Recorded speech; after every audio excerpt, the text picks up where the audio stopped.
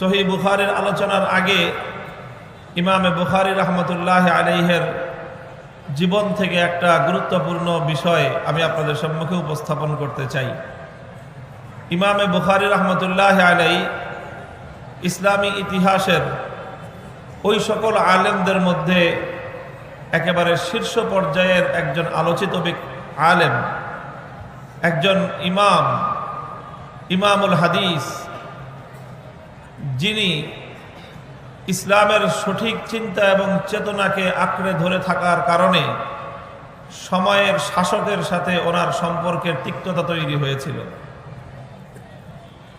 এবং শেষ পর্যন্ত তিনি শাসকের কাছে মাথা নত করেননি, বরং তিনি ত্যাগ এবং কোরবানির পথ বেছে নিয়েছেন।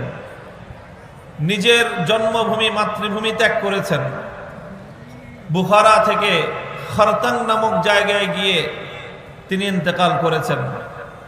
জীবনের শেষ পর্যায়ে যখন ইমাম বুখারী রাহমাতুল্লাহ আলাইহি মুহাদ্দিস হিসেবে, হাদিস বিশারদ হিসেবে পুরা উম্মতে মুসলিমার কাছে সমাদৃত এবং আমিরুল মুমিনিন ফিল হাদিস হিসেবে ওনার সমকালীন সকল শীর্ষ মুহাদ্দিসদের দ্বারা তিনি খেতাব প্রাপ্ত, সেই সময়ও সময়ের শাসকের সাথে শেষ পর্যন্ত সম্পর্ক ভালো রাখতে পারেন নাই। শেষ পর্যন্ত সম্পর্ক ভালো রাখতে পারেননি। এটা ইমাম বুখারী রাহমাতুল্লাহ আলাইহির দোষ আর ত্রুটি ছিল না, এটা ওনার ব্যর্থতা ছিল না, বরং সেটা সময়ের শাসকের ব্যর্থতা ছিল। যুগে যুগে এমন ইসলামী শাসকদের নজির খুঁজে পাওয়া যায় যারা নিজেদের কার্যক্রমকে ওলামায়ে কেরামের পরামর্শ মোতাবেক পরিচালনা করেছেন। সেই সমস্ত মুসলিম শাসকদের নাম মুসলিম উম্মার ইতিহাসে সোনার অক্ষরে লেখা। আবার একই সময়ে ওই সমস্ত শাসকদের নামও ইতিহাসের মধ্যে কালো তালিকাভুক্ত হয়ে আছে যারা সময়ের আলেম সমাজের সঙ্গে সদাচরণ করতে পারেনি। হয়তো তাদের কাছে ক্ষমতার দণ্ড ছিল, তাদের কাছে প্রভাব আর প্রতিপত্তি ছিল, সময়ের ওলামায়ে কেরামের কাছে সেই ক্ষমতা ছিল না, যার কারণে যখন দ্বন্দ্ব আর সংঘাত তৈরি হয়েছে তখন বাহ্যিকভাবে দেখা গেছে যে আলেমরা নিগৃহীত হয়েছেন। ইমামে আজম আবু হানিফা রাহমাতুল্লাহ আলাইহি শাসকের সাথে মতপার্থক্যের সূত্রে কারাবরণ করেছেন, বিষ প্রয়োগ করে তাকে হত্যা করা হয়েছে। ইমামে মালিক রাহমাতুল্লাহ আলাইহি শাসকের সাথে মতপার্থক্যের কারণে নিগৃহীত হয়েছেন।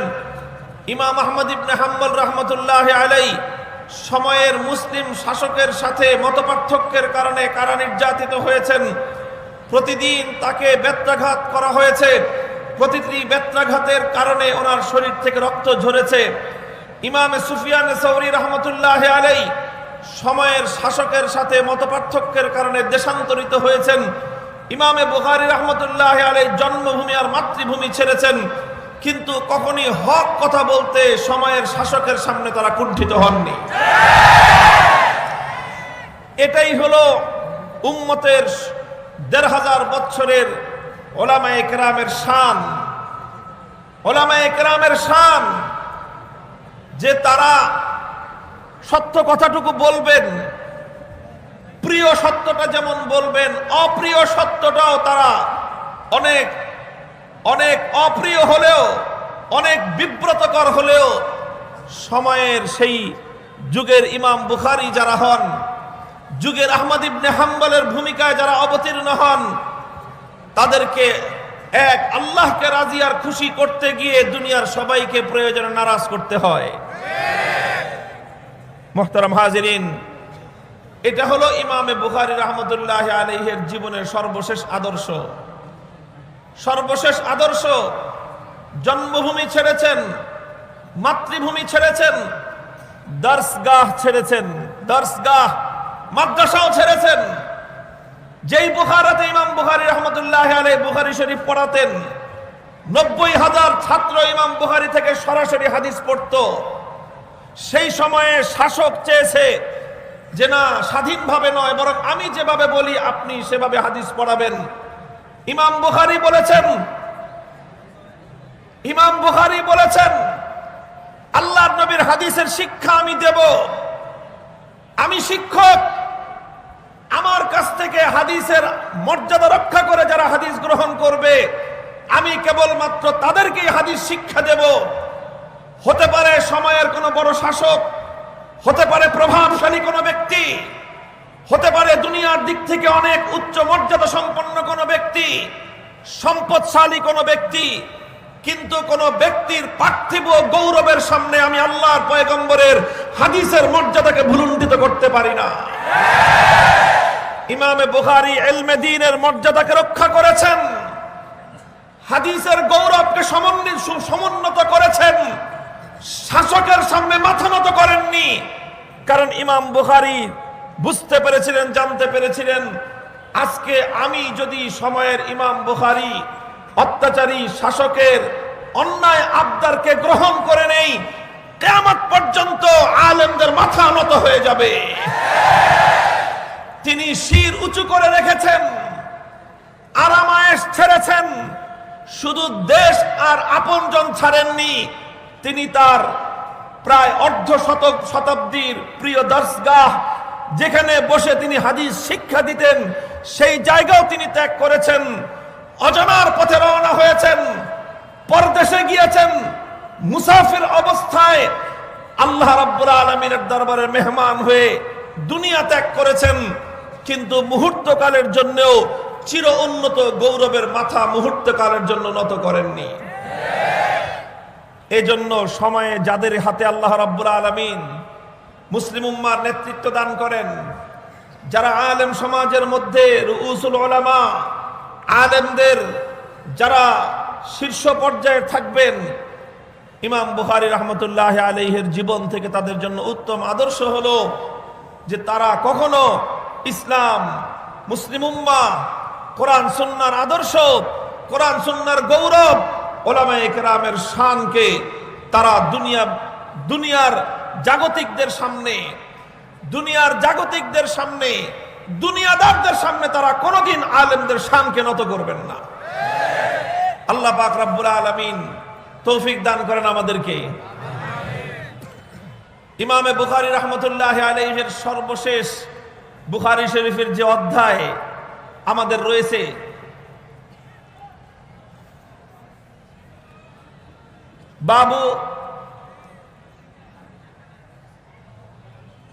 বাবু কওলিল্লাহি তাআলা ওয়া নাদাউল মাওয়াজিনাল কিসতা লিয়াউমিল কিয়ামাহ ওয়া আন্না আ'মালা বানি আদম ওয়া কওলুহুম ইউজান।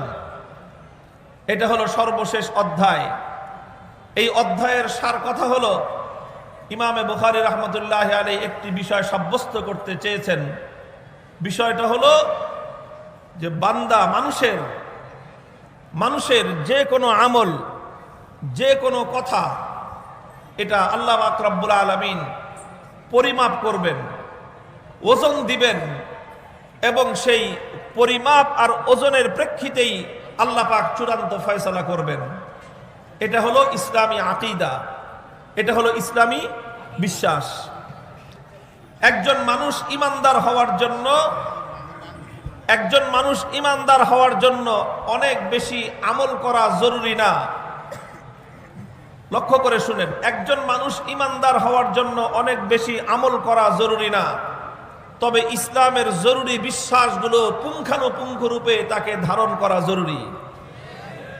ইসলামী বিশ্বাসের ক্ষেত্রে যদি একজন মানুষের মৌলিক যে আকীদা এবং বিশ্বাস, জরুরিয়াতে দ্বীন যেটাকে বলা হয়, সেই বিশ্বাসের ক্ষেত্রে সামান্য কোনো ঘাটতি যদি একজন মানুষের থাকে, তাহলে সে অনেক বড় হাজি হতে পারে, নামাজি হতে পারে, তাহাজ্জুদ গুজার হতে পারে, ইমানদার হতে পারে না। ঈমান আসলুল উসুল, মুমিনের জন্য ঈমান হলো সবচেয়ে গুরুত্বপূর্ণ বিষয়। তো যেই সকল বিষয়গুলোর উপর ঈমানদারদেরকে বিশ্বাস স্থাপন করতে হয় ইমানদার হওয়ার জন্য, তার মধ্যে একটা বিশ্বাস হলো এই যে আমাল বানি আদম ওয়া কাওলুহুম ইউজান, মানুষের আমল সেটা ভালো হোক খারাপ হোক, মানুষের মুখের কথা ভালো হোক অথবা খারাপ হোক, ইউজানু, এটাকে আল্লাহ রাব্বুল আলামিন ওজন দিবেন, এটাকে আল্লাহ রাব্বুল আলামিন পরিমাপ করবেন। এই কথাটা ইমাম বুখারী রাহমাতুল্লাহি আলাইহি সাব্যস্ত করলেন, এটাকে একটা আকীদা এবং বিশ্বাস হিসেবে উপস্থাপন করলেন। কেন করলেন? কারণ ওই যুগেও মুসলমানদের মধ্যে এমন কিছু আকীদাগত বেদাত, উম্মতে মুহাম্মাদিয়ার মধ্যে সর্বপ্রথম যেই বেদাত মাথাচাড়া দিয়ে উঠেছে সেই বেদাত হলো আকীদার বেদাত। এই জন্য উলামায়ে কেরামের ইতিহাস আলোচনা করলে দেখা যায় যেই যুগে উম্মতে মুসলিমার মধ্যে যেই ধরনের বিভ্রান্তি মাথাচাড়া দিয়ে উঠেছে, উম্মতের উলামায়ে কেরাম তখন ওই বেদাতটাকে, ওই বিভ্রান্তিটাকে অত্যন্ত কঠোরভাবে তারা রোধ করেছেন, প্রতিরোধ করেছেন। মানুষের মধ্যে যেই ধরনের অন্যায় দেখা দিবে, আলেমদের দায়িত্ব হলো ওই অন্যায়টাকে তত বেশি প্রবলভাবে বাধা দেওয়া। এখন আমাদেরকে বলা হয় যে এখন বর্তমানে যে অন্যায়টা চলতেছে ওই অন্যায়টার কথা কিছু বলেন না, বাকিগুলো বলেন। এক আশ্চর্য মানসিকতা। অর্থাৎ রুগীকে নিয়ে আসছে, বলতেছে যেই জায়গাটায় রুগীর সমস্যা, যেখানে ফোড়া হয়েছে ডাক্তার সাহেব ওইখানে চিকিৎসা করেন না, সারা শরীরে চিকিৎসা করেন। কি আজব কাহিনী! রুগীর হয়েছে টিউমার, আর টিউমার থেকে এটা এখন পরীক্ষা নিরীক্ষা করে ডাক্তার দেখছে যে এটার অবস্থা বিপজ্জনক, এটা আর কিছুদিন এভাবে থাকলে এটা ক্যান্সারের দিকে ডাইভার্ট হতে পারে। এখন তো ডাক্তার বলতেছে ইমার্জেন্সি রুগীকে ভর্তি করান এবং ইমার্জেন্সি তাকে ওটিতে নিতে হবে, অপারেশন করতে হবে। এখন রুগীর লোকজন বলতেছে ডাক্তার সাহেব সব ঠিক আছে, আমরা রুগী ভর্তি করব, চিকিৎসা করব, সবই করব, তবে একটা অনুরোধ যে এই রুগীর এই যে টিউমার এখানে ব্যথা আছে তো এখানে কিন্তু আপনি হাত দিবেন না, বাকি যা করার করেন। এখন রুগীর লোকজন যদি ডাক্তারকে ঠিক করে দেয় যে চিকিৎসা কোন জায়গায় করতে হবে আর কোন জায়গায় করতে হবে না, সেই দেশের রুগীর কপালও ফুটছে, ডাক্তারের কপালও ফুটছে। আজকে আলেম সমাজের সাথে এই আচরণ করা হচ্ছে। আমি বেশি কথা বলবো না, তবে অন্তত দেখা দিয়ে যায় যে এই জায়গাটা টিউমার আছে, এই টিউমার ক্যান্সারের দিকে ডাইভার্ট হওয়ার সম্ভাবনা দেখা দিচ্ছে, আশঙ্কা আছে, তাড়াতাড়ি চিকিৎসা করেন, নাহলে জাতির কপালে ইমানের ক্যান্সার ছড়িয়ে পড়লে এ জাতির পতন রুখবার কোনো পদ্ধতি থাকবে না। সমস্যা যেখানে সেখানে ট্রিটমেন্ট করতে হবে। আর এটা তো জানা কথা যে আপনার যেখানে ব্যথা, যেখানে ফোড়া, ওখানে হাত দিলে রুগী ফাল দিবেই, ওখানে হাত দিলে রুগী লাফালাফি করবেই। রুগীর লাফালাফি দেখে যদি ডাক্তার ভয় পায় তো ওই ডাক্তার ডাক্তারি করার উপযুক্ত না। রুগী ফালাফালি করতে পারে, লাফালাফি করতে পারে, ডাক্তারের কাজ হলো যেভাবেই হোক ওরে বুঝাও, শোনাও, চকলেট খাওয়াও, এটা খাও, এটা খাও। যদি চকলেটে না হয় তাহলে ওর অ্যানেস্থেসিয়া করো, বেহুশ করো, অ্যানেস্থেসিয়া করে তারপরেও যদি কাম না হয় ৩-৪ জনে ডাক দিয়ে এনাকে ঠাইসা ধরে, ঠেসে ধরে চাপ দিয়ে হলেও জোর করে হলেও সেই টিউমারের পয়জন অপসারণ করতে হবে, আর না হলে এই রোগীর জীবন রক্ষা করার কোনো উপায় নাই। তোমরা যতই মুসরামুসরি করো না কেন, ইনশাআল্লাহ উলামায়ে কেরাম অপারেশন করেই ছাড়বে। জাতির মধ্যে তাওহীদি চিন্তা চেতনাকে ভুলুণ্ঠিত করে শিরকি সংস্কৃতি বাস্তবায়নের ষড়যন্ত্র চলবে। আলেম সমাজের মুখ বন্ধ করা যাবে না, বন্ধ করা যাবে না।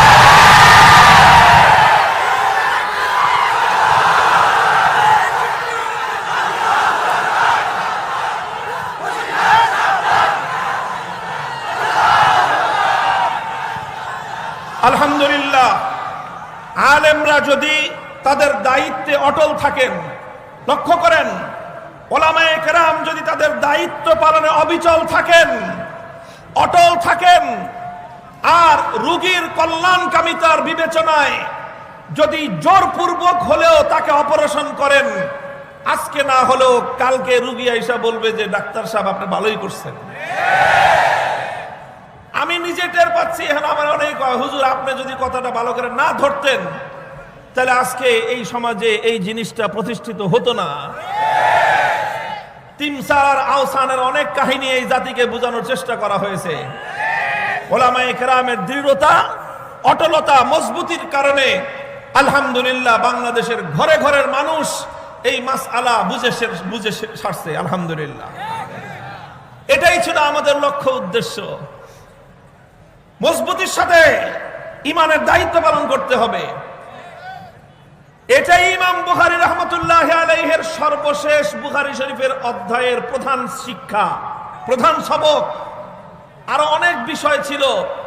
ইমাম বুখারী রাহমাতুল্লাহি আলাইহি যেই অধ্যায়ের আলোচনার মাধ্যমে ওনার কিতাবটাকে সমাপ্ত করলেন, অধ্যায়টা হলো ওই জমানার সবচেয়ে বড় ফিতনা, সেটা হলো ফিতনায়ে ইনকারে ওজন। ফিতনায়ে ইনকারে ওজন কিছু মানুষ আবিষ্কার হয়েছিল, তারা বলতে আরম্ভ করেছিল যে ওজন, আরে ভাই আমল মানুষ দুনিয়াতে করলো, মানুষ মুখ দিয়ে কথা বলল, কথা মুখ দিয়ে বের হলো, কথা বাতাস, বাতাস বাতাসের সাথে মিশে গেল, এটাকে আবার আল্লাহ পাক ওজন করবেন কিভাবে? কিছু মানুষ অস্বীকার করত।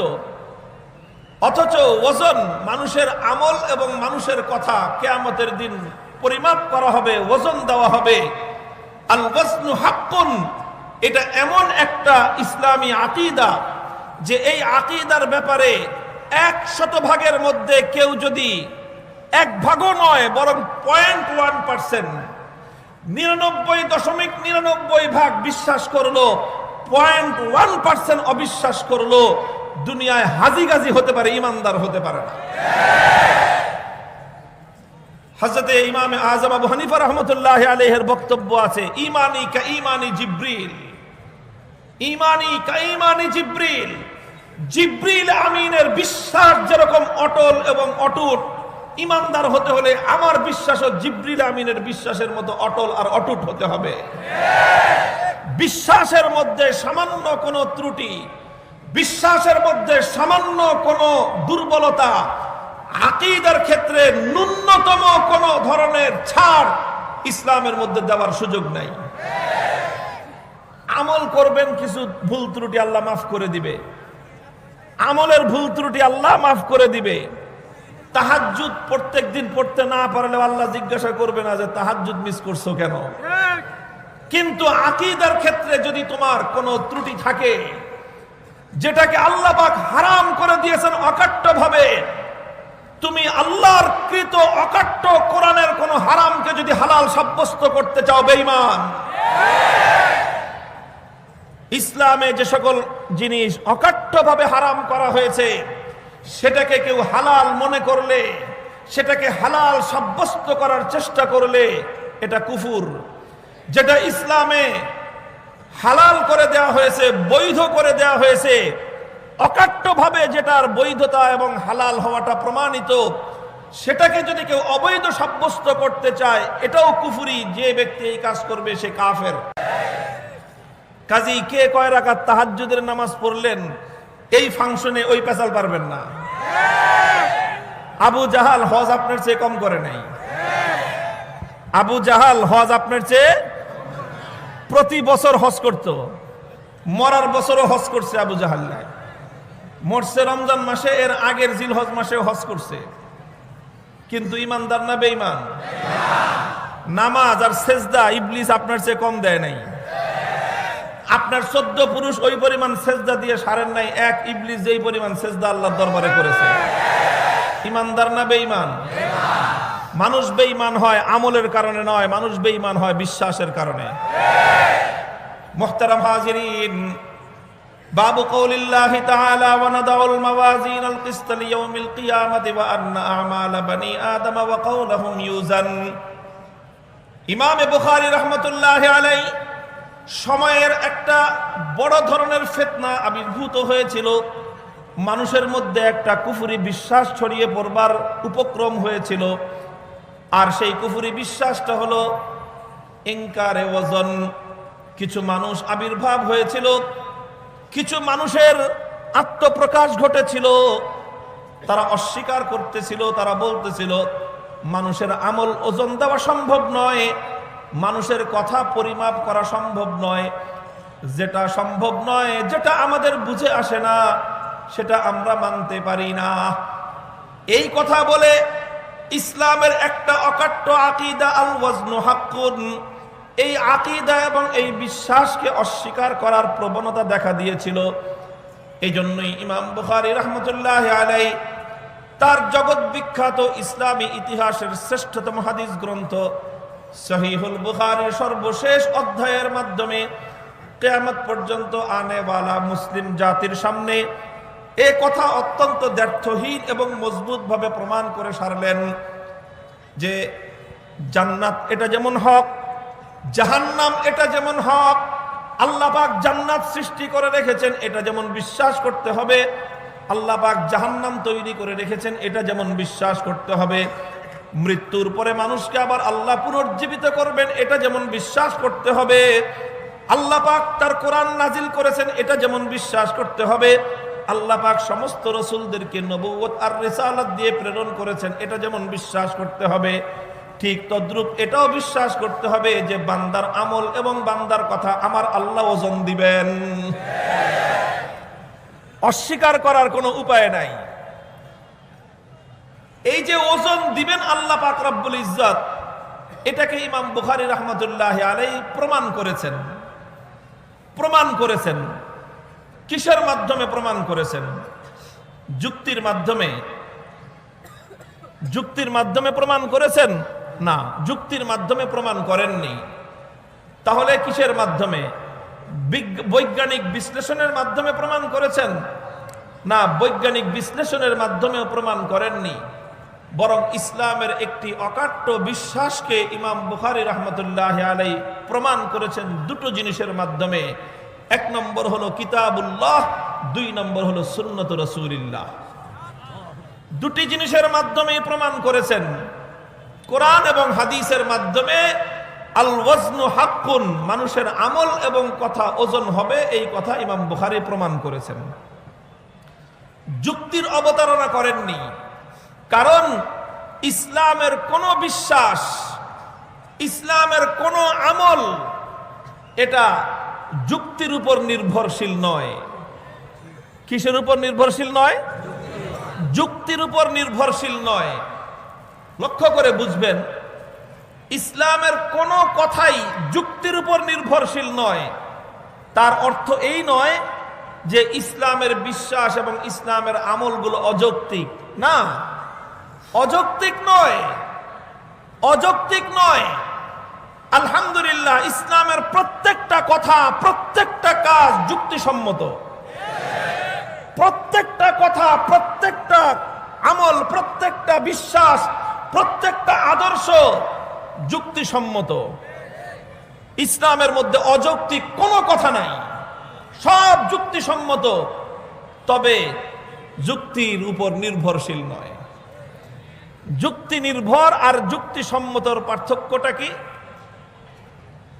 যুক্তিসম্মত আর যুক্তি নির্ভরতার পার্থক্য হলো এই যে ইসলামের যেই বিধান, ইসলামের যেই দর্শন, সেটার মধ্যে যুক্তি ও যুক্তিসম্মত, সেটার মধ্যে যৌক্তিকতা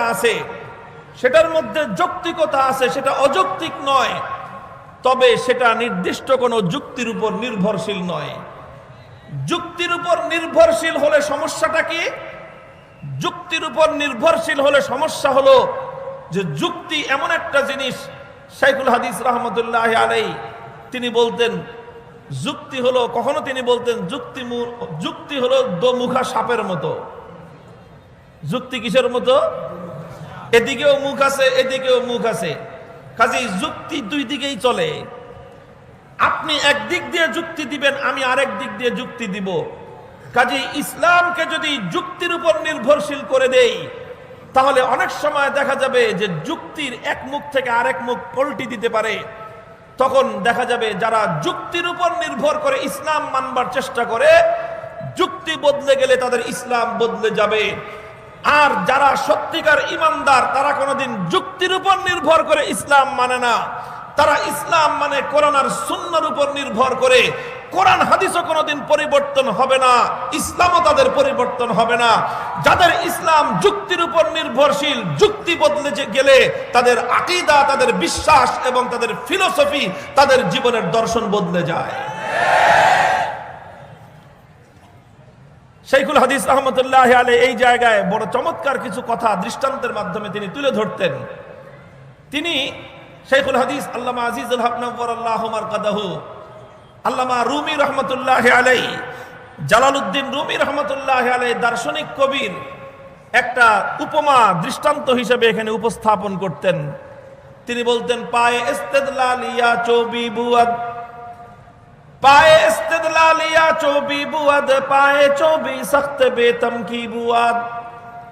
তিনি বলতেন যে দেখো, যুক্তি আসলে শুনতে ভালো লাগে, এটা খুব চটকদার হয়, যুক্তির মধ্যে চমক থাকে। কিন্তু কোরআন হাদিসের মধ্যে যুক্তির মতো, তর্কের মতো এতটা চমক নাও থাকতে পারে। কিন্তু মনে রেখো, আল্লাহর কোরআন এবং নবীর হাদিসের সামনে যুক্তির চাকচিক্য আর যুক্তির এই চমক, এটার দৃষ্টান্ত হলো যেরকম আসল পায়ের সামনে নকল কাঠের পায়ের যেই অবস্থা, কোরআন হাদিসের সামনে যুক্তির হলো সেই অবস্থা। মনে করেন একজন মানুষের আসল পাও নাই, পা কেটে ফেলছে। পা কেটে ফেললে তো এখন আলহামদুলিল্লাহ আর্টিফিশিয়াল পা আবিষ্কার হয়েছে, মানুষ এটা ব্যবহার করে। আর্টিফিশিয়াল নকল পা বিভিন্ন কোয়ালিটির হয়। আগেকার যুগে শুধু কাঠ দিয়ে তৈরি হতো, আর এখন তো অনেক উন্নত প্রযুক্তি আসছে, তো বিভিন্ন ম্যাটেরিয়াল দিয়ে এমন সুন্দর করে আর্টিফিশিয়াল পা বানানো হয়, তো ওই পা ওটা দেখতে কিন্তু খুব সুন্দর হয়, অনেক ফিনিশিং ভালো থাকে, গ্লেজ ভালো থাকে। আর আসল পাও এটা দেখতে এত সুন্দর হয় না। আর পাওটা যদি হয় কৃষকের, পাও যদি কার হয়, কৃষকের পাও তো দেখতে খুব খারাপ থাকে। আমি ওই সিরাজগঞ্জ ছিলাম আমার কর্মজীবনের শুরুতে 5 বছর। তো ওই এলাকার একটা পরিভাষা ছিল, ওই এলাকার মানুষ দুই প্রকার, কিছু মানুষ আছে কৃষক আর কিছু মানুষ আছে তাঁতি, যারা ওই তাঁত বুনায়। ওই জন্য ওই উত্তরবঙ্গের সিরাজগঞ্জের এলাকায় লুঙ্গি টুঙ্গি শাড়ি সব ওই এলাকা থেকে আসে। তো এক শ্রেণী কি তাঁতি আর এক শ্রেণী কৃষক। তো আঞ্চলিকভাবে এক পক্ষ আরেক পক্ষকে তাঁতি আর কৃষক বলে না, তাঁতিরা ওই কৃষকরা তাঁতিদেরকে বলে জোলা। এটা একটা কটাক্ষপূর্ণ শব্দ আর কি, জোলা, জোলার ঘরের জোলা এইভাবে বলে। আর তাঁতিরা কৃষকদেরকে নামই রাখছে পাও ফাটা। এদের নাম কি? পাও ফাটা। ওরা পাও ফাটা বলে কেন? কারণ কৃষক তো সারাদিন ওই ক্ষেতের মধ্যে কাজ করতে হয়, মাটি কাদা পানির মধ্যে কাজ করতে করতে কৃষকদের পাও ফাটা থাকে খুব বেশি। পাওটা একেবারে পায়ের আঙ্গুলের নখের গোড়ায় গোড়ায় মাটি টাটি লেগে একেবারে বিশ্রী হয়ে থাকে।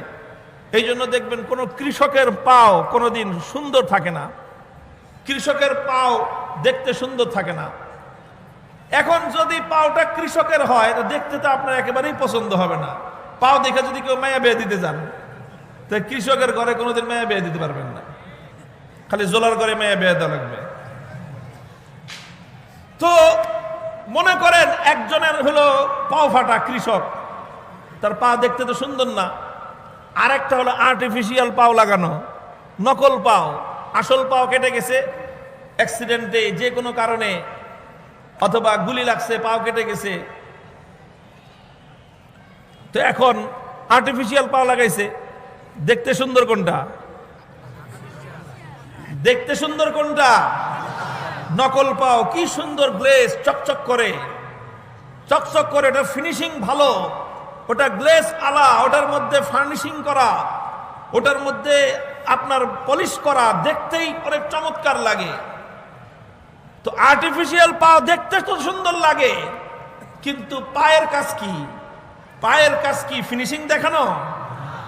পায়ের কাজ হলো পথ চলা, পায়ের কাজ হলো আত্মরক্ষার জন্য দৌড় দিয়ে আগে চলে যাওয়া, পালিয়ে যাওয়া। পায়ের কাজ হলো পায়ের উপর দৃঢ়ভাবে ধারণ করে পায়ের উপর মজবুত ভাবে দাঁড়িয়ে থেকে শত্রুর মোকাবেলা করা, এটা হলো পায়ের কাজ। এখন ওই ফিনিশিং ওয়ালা সুন্দর পাও, গ্লেসওয়ালা পাও একটা, নকল পাও আর একটা পাও ফাটা, দুইজন এক লগে দাঁড় করাইছেন। এবার দুইটারে একসাথে দৌড় প্রতিযোগিতা লাগান তো, তখন দেখবেন ওই ফিনিশিং ওয়ালা পায়ের ওই ফিনিশিংই আছে, আসল কামের সে 10 কদম চলতে চলতে 100 কদম চলে যাবে। দুইজনকে লাগান তো কুস্তিতে, যে ধাক্কা ধাক্কি কে পারে। পাও ফাটাওয়ালা আসল পাও ধাক্কা দেওয়া লাগবে না, নকল পাও যে ও নিজে ধাক্কা দিয়ে নিজে চিৎ পটাং হয়ে পড়বে। মুসলমান, আমাদের ঈমান, আমাদের আকীদা, আমাদের বিশ্বাস আল্লাহর কোরআনের উপর নির্ভর। আমাদের চিন্তা, আমাদের চেতনা, আমাদের দর্শন, আমাদের রাজনীতি, আমাদের অর্থনীতি, আমাদের কথা, আমাদের বক্তব্য, আমাদের সবকিছু কোরআন নির্ভর, আল্লাহর নবীর হাদিস নির্ভর।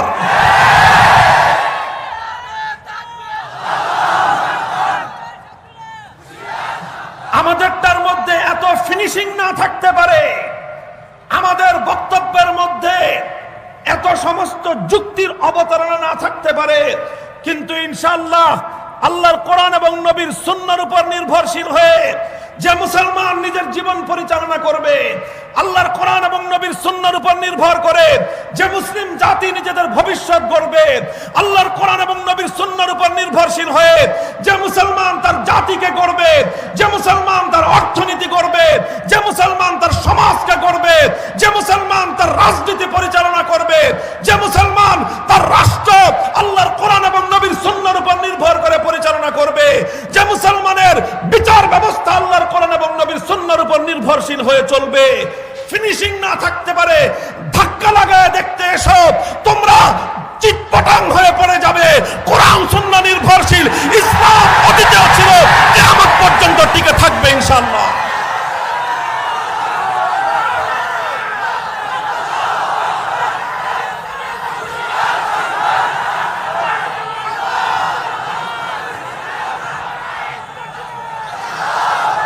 মুহতারাম হাজিরিন, কাজেই ইমামুত তাসাউফ, ইমামুত তরিকত শেখ জালালউদ্দিন রুমি রহমতুল্লাহ আলাইহি দৃষ্টান্তের মাধ্যমে কত সুন্দর করে কত শত বছর আগে বিষয়টা মুসলমানদের কাছে স্পষ্ট করে দিয়ে গেছেন, যে ওই সমস্ত পাশ্চাত্যের চাকচিক্য দেখে ওদের পিছনে তোমরা পড়ে যেও না। পাশ্চাত্যের চিন্তা দর্শনের মধ্যে চাকচিক্য থাকতে পারে, পাশ্চাত্যের জীবন দর্শনের মধ্যে যুক্তির অনেক ধরনের ঘষামাজা থাকতে পারে। ও মুসলমান, খবরদার! আল্লাহ এবং আল্লাহর রাসূলের আদর্শ, এটা হলো আসল পাও। এই আসল পা কেটে ফেলে খবরদার আহাম্মকের মতো কাঠের পা লাগাইতে যাস না। কাঠের পায়ের ফিনিশিং দেখে নিজের আসল পায়ের মজা ভুলে, আসল পায়ের কদর ভুলে গিয়ে নিজের আসল পা কেটে ফেলে নকল পা লাগাতে যাস না, এটা হবে আত্মঘাতী চিন্তা। এ কথাই চিৎকার করে বলতেছি তোমাদেরকে, যদি মুসলমান হয়ে থাকো, আল্লাহ রাব্বুল আলামিন আসমান এবং জমিনের মধ্যবর্তী সর্বশ্রেষ্ঠ সম্পদ তোমার ঘরে দিয়ে রেখেছেন। তোমার ঘরে কোরআন আছে, তোমার ঘরে নবীর সুন্নাহ আছে। আব্রাহাম লিঙ্কনের দরকার তোমার নাই। তোমার কাছে কোরআন আছে, তোমার কাছে সুন্নাহ আছে, তোমার কাছে পাশ্চাত্যের আমেরিকার ক্যাপিটালিজমের দরকার নাই। তোমার কাছে কোরআন আছে, তোমার কাছে সুন্নাহ আছে। পাশ্চাত্যের ইহুদি খ্রিস্টানদের কাছ থেকে সুদ ভিত্তিক অর্থনীতি আবিষ্কার করার, তোমার সেই আমদানি করার কোনো দরকার নাই। কোরআন আছে, সুন্নাহ আছে। সুতরাং ইউরোপ আর আমেরিকার কাছ থেকে তোমার জীবন ব্যবস্থা ধার করবার দরকার নাই। তুমি যদি সেটা করতে যাও, নিজের ঘরে স্বর্ণ রূপা নিজের ঘরের স্বর্ণরূপাকে অবহেলা করে আরেকজনের বাড়ি থেকে খয়রাত করার নামান্তর হবে। যদি কারো কপাল পুড়ে থাকে তুমি খয়রাত করতে পারো। যারা কোরআন সুন্নাহকে বিশ্বাস করে আঁকড়ে ধরে তারা পাশ্চাত্যের কাছ থেকে জীবন দর্শন খয়রাত করতে যাবে না। মুহতারাম হাজিরিন, কথা বেশি লম্বাও করা যাবে না, অনেক কথা সংক্ষেপে সংক্ষেপে বলে যাই। কাজেই মুসলমান নির্ভর করবে কিসের উপর? কোরআন হাদিসের উপর। কিসের উপর? যে কোনো বিষয় কোরআন হাদিসের উপর নির্ভরশীল হবে মুসলমান। ইমাম আহমদ ইবনে হাম্বলকে যখন সময়ের শাসক অত্যাচার করেছিল, কারাগারে বন্দী করে প্রতিদিন 10 জন করে শক্তিশালী জল্লাদ 10 জন করে শক্তিশালী জল্লাদ নিয়োগ দেয়া হয়েছিল ইমাম আহমদ ইবনে হাম্বলের জন্য। কাজ কি? যে শরীরের সমস্ত শক্তি নিয়ে আহমদ ইবনে হাম্বলকে তোমরা বেত্রাঘাত করবা। এক একজন জল্লাদ বেত্রাঘাত করতে করতে এক সময় ক্লান্ত হয়ে যেত। একজন ক্লান্ত হলে আরেকজন শুরু করত, দ্বিতীয় জন ক্লান্ত হলে তৃতীয় জন শুরু করত। বলতো, তোমার নিজের বক্তব্য প্রত্যাহার করো, তুমি বলো আল্লাহর কোরআন কাদিম নয়, চিরন্তন নয়। আল্লাহর কোরআন এটা হলো একটা অস্থায়ী জিনিস। ইমাম আহমদ ইবনে হাম্বল একটা কথাই বলতেন, ইতুনি বিকিতাবিল্লাহি ওয়া সুন্নতি রাসূলি আত্তাবিকুম। হে অত্যাচারীরা, জুলুম করে, অত্যাচার করে, বেত্রাঘাত করে, রক্ত ঝরিয়ে আহমদ ইবনে হাম্বলের মুখের কথা পরিবর্তন করতে পারবে না। আল্লাহর কোরআনের দলিল আনো, নবীর হাদিসের দলিল আনো, আত্তাবিকুম। আঘাত করা লাগবে না, বলাও লাগবে না, অনুরোধ করা লাগবে না। আহমদ ইবনে হাম্বল তোমাদের কথা অকুণ্ঠ চিত্তে মেনে নিবে। আর কোরআনের দলিল দিবা না, নবীর হাদিসের দলিল নাই, গায়ের জোরে আমাদেরকে বলবা তোমার কথা মেনে নিতে। আল্লাহর কসম খেয়ে বলি, কোরআনের কথা, নবীর হাদিসের কথার উপর থাকতে গিয়ে জীবন দেওয়াকে আমরা জীবনের সফলতা মনে করেছি। যে জীবন আল্লাহর কোরআনের কথা রক্ষা করতে গিয়ে যায়, সে জীবনের চেয়ে মূল্যবান জীবন আর নাই। যে জীবন আল্লাহর নবীর হাদিসের মর্যাদা রক্ষা করতে গিয়ে যে জীবন উৎসর্গিত হয়, সেই জীবন হলো প্রকৃত সার্থকতার জীবন। হে কোরআন হাদিসের পাসেবান, হে কোরআন হাদিসের ধারক, আল্লাহর কোরআন এবং নবীর সুন্নাহর আমানত বক্ষে নিয়ে যাচ্ছ, এটা শুধুমাত্র সমাজের মধ্যে মৌলানা হিসেবে, আলেম হিসেবে শুধু মর্যাদা আর সম্মান পাওয়ার জন্য নয়। শুধু সম্মান পাবা, হুজুরকে সবাই দেখে সালাম দিবে, শুধু সালাম পাওয়ার জন্য কোরআন হাদিসের ইলম নয়। ইনশাআল্লাহ সালাম অবশ্যই তুমি পাবে, মানুষ তোমাকে মর্যাদা দিবে। তবে মনে রেখো ১,৫০০ বছরের ইতিহাস, শুধু ১,৫০০ বছর নয়, পৃথিবীর সূচনাকাল থেকে ইতিহাস একথাই বলে, তোমাকে যেমনি ভাবে জগতের মানুষ কোরআন হাদিসের ইলমের কারণে কিছু মানুষ তোমাকে সম্মান করবে, সালাম দিবে, আবার কিছু মানুষ তোমার পথে কাঁটা বিছাবে, কিছু মানুষ তোমার পথে প্রতিবন্ধকতা তৈরি করবে, তোমার মুখ থেকে কোরআন হাদিসের কথা কেড়ে নেওয়ার চেষ্টা করবে, তোমার মুখ দিয়ে অন্য কথা উচ্চারণ করাবার চেষ্টা করবে। সাহস এবং তোমাকে প্রথম থেকেই নিজের জিন্দেগির গন্তব্য নির্ধারণ করতে হবে। আলেম হিসেবে যদি তুমি নিজেকে পরিচয় দিতে চাও, আলেম হিসেবে যদি পরিচয় দিতে চাও, হে আমার নবীন আলেম সন্তানেরা, আকাবিরদের পূর্বসূরীদের কাছ থেকে প্রাপ্ত আমানতের জিম্মাদারি তোমাদের কাছে পৌঁছে দিয়ে যাচ্ছি। খবরদার, আলেম হিসেবে যদি পরিচয় দিতে চাও, কোরআন এবং সুন্নাহর মর্যাদা রক্ষা করবার শপথ গ্রহণ করো। যতক্ষণ পর্যন্ত কোরআন সুন্নাহর আলোকে কোনো কথা তোমার কাছে প্রমাণিত না হবে, সারা দুনিয়া একদিকে থাকতে পারে, কোরআনের বিরুদ্ধের কথা, আল্লাহর নবীর আদর্শের বিরুদ্ধের কথা কেউ তোমাকে দিয়ে মানাতে পারবে না।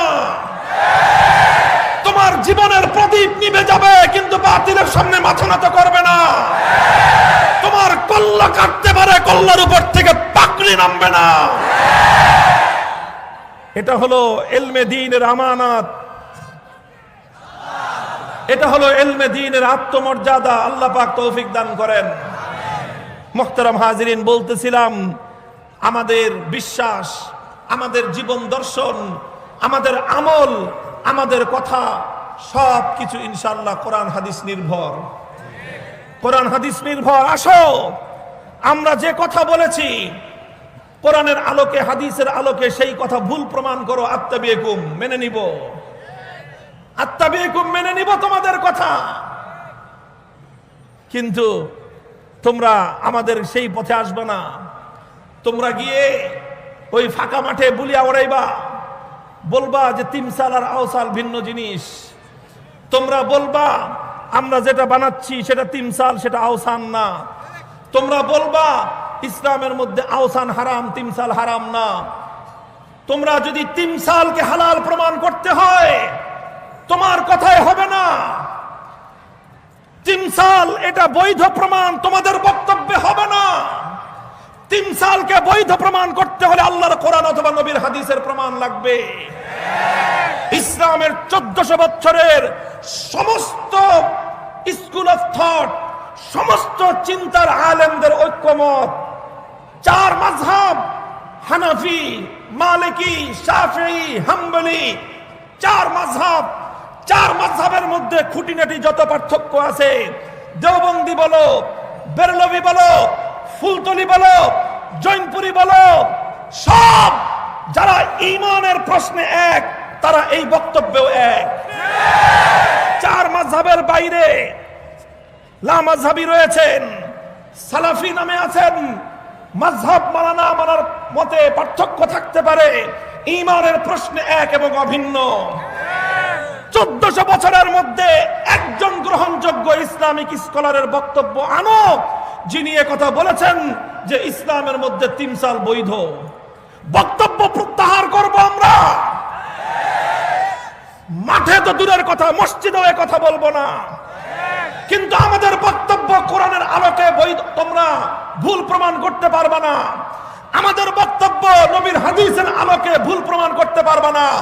আমাদের বক্তব্য ইসলামের 1500 বছরের স্কলারদের উদ্ধৃতির আলোকে ভুল প্রমাণ করতে না পেরে গায়ের জোরে আমাদেরকে কোরআনের কথাকে অবদমন করবার চেষ্টা করবা। শপথ করে মাঠে নেমেছি, কোরআনের মর্যাদা রক্ষা করবার জন্য জীবন উৎসর্গিত হতে পারে। কোরআনের কথার ব্যাপারে কোনো আপোষ নাই।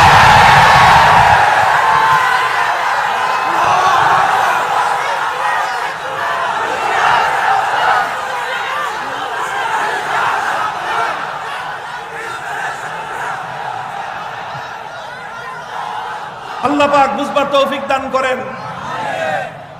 আমি মূল মেসেজ ফথুল বারীর মধ্যে এই মত পার্থক্য করবেন। ফথুল বারীর মধ্যে শারহে বুখারী ইবনে হাজার আসকালানী, উমদাতুল কারীর মধ্যে শারহে বুখারী আল্লামা বদরুদ্দিন আইনি, সকলেই সহিহ বুখারী শরীফের সর্বশেষ অধ্যায় সম্পর্কে লিখতে গিয়ে তারা এই সকল বক্তব্যগুলোর মূল পয়েন্টগুলো লিখেছেন যে ইমাম বুখারী সময়ের ওই ফিতনার মোকাবেলা করেছেন যেখানে মুনকিরিনে ওয়াজন যারা তারা গায়ের জোরে ইসলামের একটা আকীদাকে মাটির নিচে দাফন করে দেওয়ার চেষ্টা করেছিল। ইসলামের বিশ্বাস, ইসলামের আমল, ইসলামের আকীদা, এটাকে যুগে যুগে অনেক মুসলিম শাসকরা শুধুমাত্র গায়ের জোরে এগুলোকে মিটিয়ে ফেলবার চেষ্টা করেছে। বাদশাহ আকবর মুসলমানের ঘরেই জন্ম, মুসলমান হিসেবেই বড়। তারপর দ্বীন-এ ইলাহির ভূত তার মাথায় চাপলো। দ্বীন-এ ইলাহির ভূত তার মাথায় চাপলো। দ্বীন-এ ইলাহি বাস্তবায়নের মাধ্যমে ইসলামের মূল চিন্তা এবং আকীদাকে ধ্বংস করার পায়তারা করলো। 50 বছরের the great Akbar the great 50 বছরের দোর্দণ্ড প্রতাপশালী শাসক চেষ্টা করেছিল শাসন ক্ষমতার আধিপত্য দিয়ে, শাসন ক্ষমতার শক্তিমত্তা দিয়ে, শাসন ক্ষমতার পেশি শক্তি দিয়ে ইসলামের 1000 বছরের প্রজ্বলিত এই প্রদীপকে নিভিয়ে দিয়ে নতুন আরেকটা মতবাদ দ্বীন এলাহি নামে মুসলমানদের মধ্যে প্রচার করবে, প্রতিষ্ঠিত করবে। আকবর চেষ্টা করেছিল, গোটা রাষ্ট্রযন্ত্র নিয়ে চেষ্টা করেছিল, আর দলে ভিড়িয়েছিল কিছু দরবারি মোল্লা, আবুল ফজল ফয়জি মার্কা কিছু দরবারি আলেম নামধারী, কিছু আলেম নামের কলঙ্ক বাদশাহ আকবরের সহযোগিতা করেছিল সেই দ্বীন এলাহি প্রবর্তন এবং বাস্তবায়নের ক্ষেত্রে। একজন শেখ আহমদ সিরহিন্দি মুজাদ্দিদ আল ফেসানি সংখ্যায় খুব বেশি ছিলেন না, সংখ্যায় ছিলেন একজন, শক্তিমত্তার দিক থেকে অনেক বড় কিছু ছিলেন না, সাধারণ একজন আলেম ছিলেন। রাষ্ট্রীয় কোনো প্রভাব তার হাতে ছিল না, ক্ষমতার কোনো জৌলুস তার হাতে ছিল না, প্রতিপত্তি আর সম্পদের বিশাল কোনো অট্টালিকা তার হাতে ছিল না। কিন্তু শেখ আহমদ সিরহিন্দির হাতে ছিল কোরআন এবং সুন্নাহ। তিনি ইসলামের মূল চেতনা ধরেছিলেন। বাদশাহ আকবরের তুফান, বাদশাহ আকবর দ্বীন এলাহি নামক কুফরি মতবাদের তুফান ছুটিয়ে দিয়েছিল গোটা দেশে। ইতিহাস বলে একজন মুজাদ্দিদ আল ফেসানি রহমতুল্লাহ আলাইহি মাটি কামড়ে পড়েছিলেন, মাটি কামড়ে পড়েছিলেন, মাটি কামড় দিয়ে ইসলামের শেকড় ধরে পড়েছিলেন। তুফান ছুটেছে, ঝড় এসেছে, কালবৈশাখী এসেছে, জলোচ্ছ্বাস এসেছে, টর্নেডো এসেছে, সাইক্লোন এসেছে, কিন্তু মুজাদ্দিদ আল ফেসানি ইসলামের শেকড় কামড়ে পড়েছিলেন। সব সাইক্লোন মুছে গেছে, টর্নেডো থেমে গেছে, কাল বৈশাখী মুছে গেছে, সমস্ত মেঘের ঘনঘটা দূর হয়ে গেছে। মুজাদ্দিদ আল ফেসানি ইতিহাসের মহা বিজয়ী নায়ক হিসেবে আবির্ভূত হয়েছেন। ইনশাআল্লাহ বর্তমান সময়ে তোমাদের সামনে মুজাদ্দিদ আল ফেসানি আসবেন না, কিন্তু মনে রেখো, লা তাযালু তাইফাতুম মিন উম্মতি মানসুরিনা আলাল হক। সর্বযুগে কিছু আলেম থাকবে, সর্বযুগে কিছু আলেম থাকবে যারা এভাবেই হকের মূল কথাটাকে শেকড় কামড়ে পড়ে থাকবে। সারা দুনিয়া তাদের বিরুদ্ধে গেলেও তারা ওই হক থেকে এক চুল পরিমাণ বিচ্যুত হবে না। লড়াই হবে, লড়াই, হক আর বাতিলের লড়াই। লড়াইয়ের পরিণাম কি হবে? লড়াইয়ের পরিণাম আল্লাহর নবী ভবিষ্যৎবাণী করে গেছেন, লা তাযালু তাইফাতুম মিন উম্মতি মানসুরিন আলাল হক লা ইয়াদুররুহুম মান খাযালাহুম। যারা তাদেরকে হকের পথ থেকে সরিয়ে দেওয়ার চেষ্টা করবে, দুনিয়ার সমস্ত শক্তি নিয়ে চেষ্টা করলেও সেই শক্তি ব্যর্থ হবে। হকের পতাকাবাহী ঝান্ডাবাহীরা মাথা উঁচু করে দিন শেষে দাঁড়িয়ে থাকবে।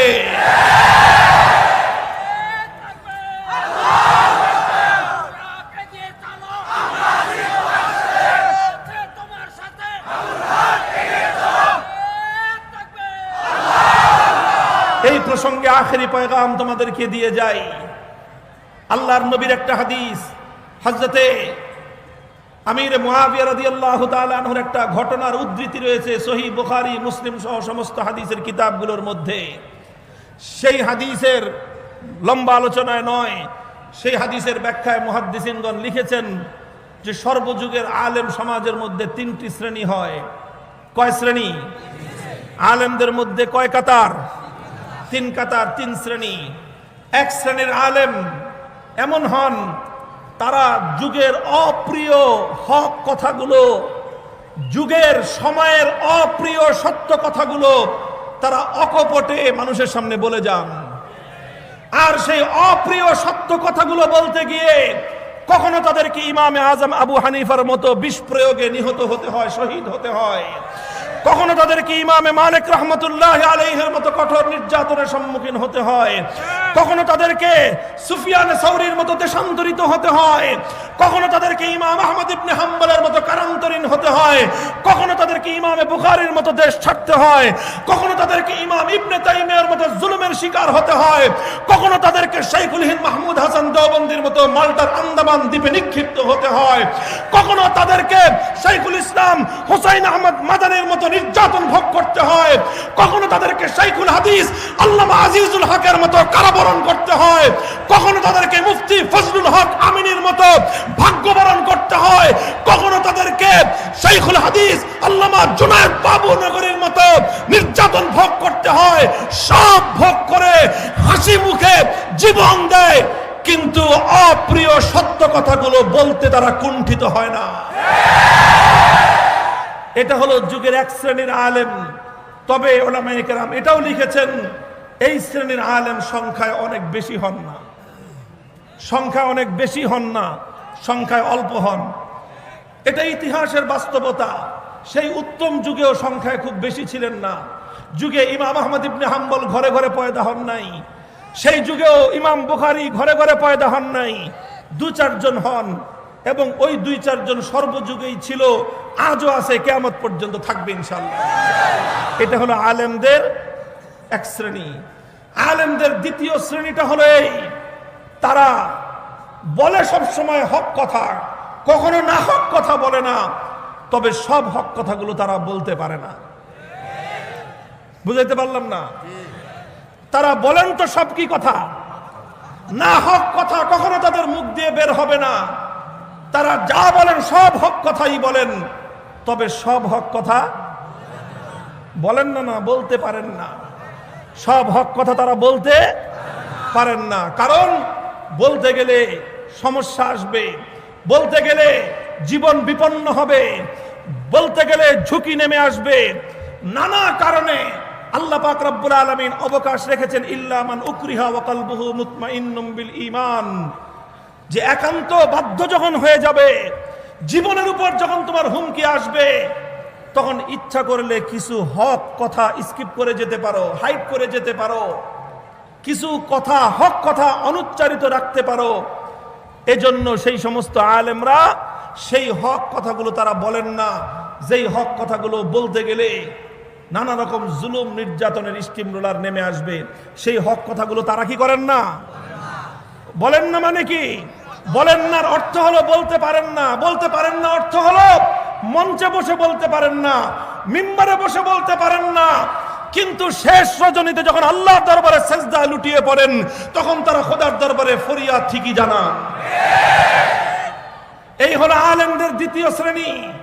তারা দুনিয়ার মানুষের সামনে সেই হক কথাগুলো বলতে পারেন না, নিজের অক্ষম, হৃদয় জুড়ে তাদের রক্তক্ষরণ, সারাদিন তাদের হৃদয় থেকে রক্তক্ষরণ হয়, আর সেই রক্তগুলো শেষ রজনীতে অশ্রু হিসেবে খোদার দরবারে ঝরে পড়ে। হাজার হাজার আলেমরা শেষ রাত্রে কান্নার রোল তুলে দেয়, আল্লাহর কাছে ফরিয়াদ করে যে আল্লাহ, এই হক কথাটা তো বলতে পারতেছি না, তুমি মাফ করে দাও, আর এই যে অবস্থা থেকে তুমি আমাকে পরিত্রাণ দান করো। এই হলো আলেমদের দ্বিতীয় শ্রেণী। এই উভয় শ্রেণী তারা হলেন হক্কানি আলেম। এই উভয় শ্রেণী কি? হ্যাঁ, খুব ভালো করে বুঝবা।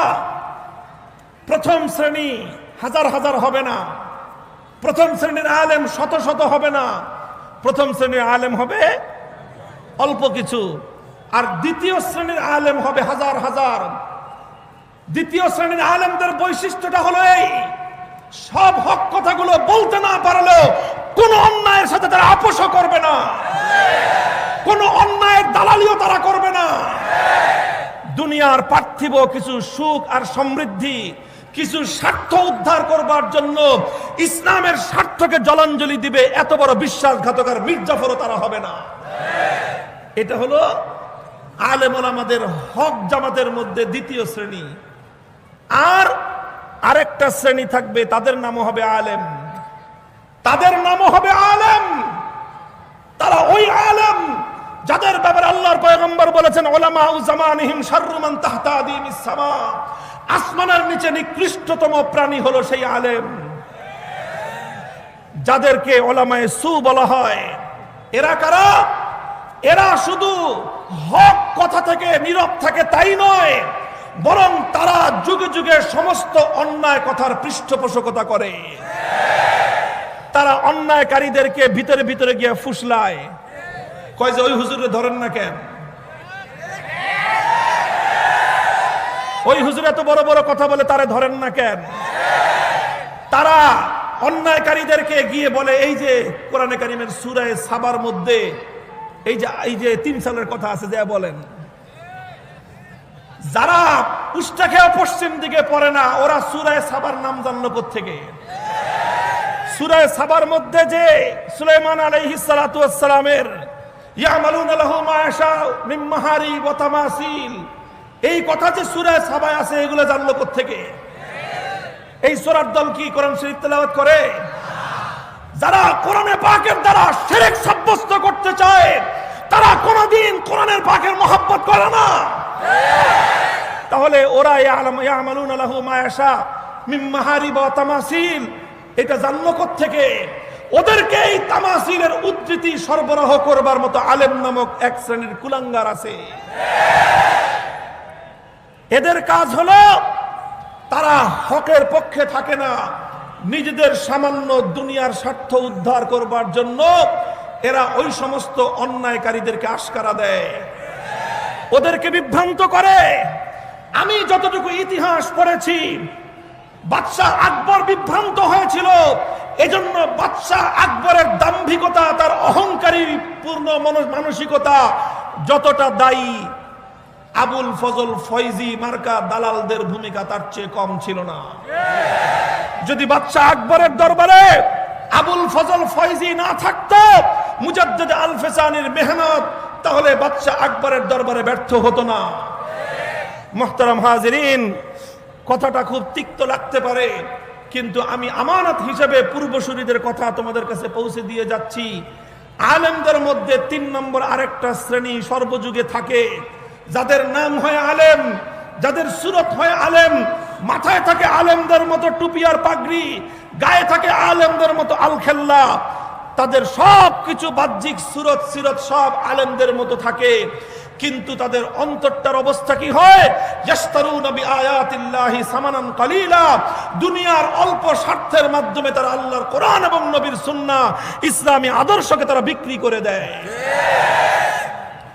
এই 3 নম্বর শ্রেণীর আলেমও কিন্তু সর্বযুগে ছিল, আজও আছে, কিয়ামত পর্যন্ত থাকবে।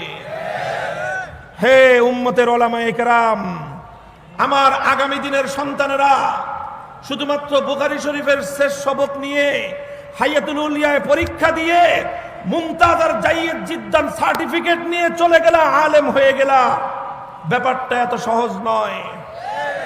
তোমাকে 1400 বছরের উম্মতের আলেমদের উত্তরাধিকার এখান থেকে নিয়ে যেতে হবে। এই উত্তরাধিকার শুধু আলেমদের নয়, উত্তরাধিকার নবীদের উত্তরাধিকার। এই উত্তরাধিকার ধারণ করলে কখনো তোমাকে কোন নবীর মতো তায়েফের ময়দানে রক্ত দিতে হবে। এই উত্তরাধিকার ধারণ করলে কখনো তোমাকে হযরত ঈসা আলাইহিস সালাতু ওয়াস সালামের মতো শত্রুরা তোমাকে শুলিতে চড়িয়ে হত্যা করবার পায়তারা করবে। এই উত্তরাধিকারের কারণে কখনো তোমাকে জাকারিয়া আলাইহিস সালামের মতো করাত দিয়ে দ্বিখণ্ডিত করে হত্যা করবার পায়তারা করবে। সমস্ত জুলুম আর নির্যাতন সহ্য করবে, তাওহীদ এবং একত্ববাদের ক্ষেত্রে কখনো আপোষ করবে না। হক কথা বলতে না পারলে চুপ থাকবা, শেষ রাত্রে খোদার কাছে মাপ চাইবা যে আল্লাহ আমি দুর্বল, এই জন্য সব কথাগুলি বলতে পারতেছি না। ওগো আল্লাহ, তোমার কাছে নিজের অক্ষমতা জানাইলাম, তোমার কাছে ফরিয়াদ করলাম, তুমি আমাকে আলেমদের অন্তত 2য় কাতারে রাখো, 3 নম্বরে অভিশপ্ত কাতারে তুমি আমাকে ফেলে দিও না। খবরদার 3 নম্বর কাতারে যাবা না।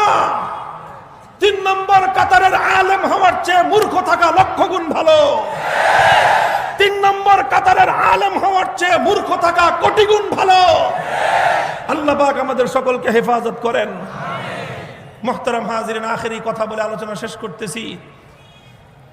ইমাম বুখারী রাহমাতুল্লাহি আলাইহি ইসলামের আকীদা আল ওয়াজনু হাক্কুন, ওজন হবে কি হবে না?